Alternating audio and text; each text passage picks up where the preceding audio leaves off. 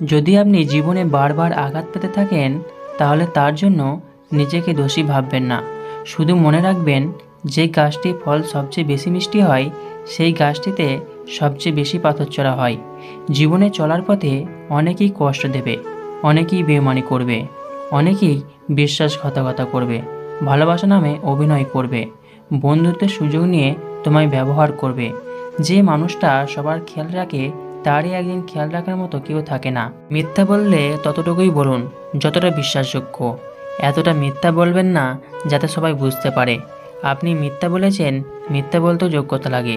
কথা শুনে খারাপ লাগছে, কিন্তু জবাব না দিয়েই থেকে গেছি, কারণ কখনো কখনো নীরবতাই সেরা জবাব।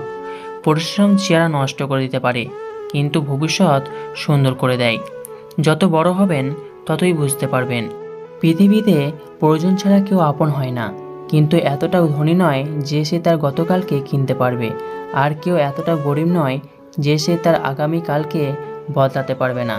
জীবনকে এক লম্বা যাত্রাপথ মনে করে এগিয়ে যাও।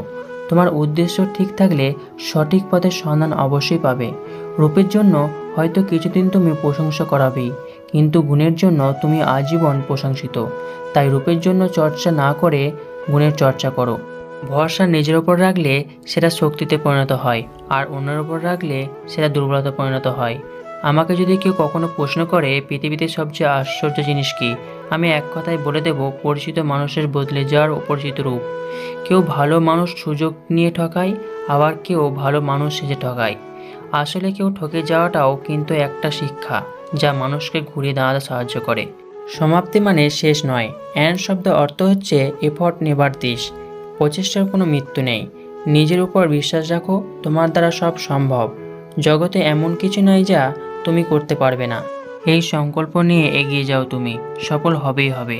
রাগ মানুষের বুদ্ধি নষ্ট করে, হিংসা মানুষকে অমানুষ করে তোলে, আর মৃত্যু ব্যক্তিকে সকলে অবিশ্বাস করে। ভালো মানুষ পুরো পৃথিবীতে পাশে এসে দাঁড়ায়, আর খারাপ সময় নিজে ছাড়াও সাথ দেয় না। তর্ক না করে নীরব থাকুন, প্রতিশোধ না নিয়ে রাস্তা বদলে ফেলুন।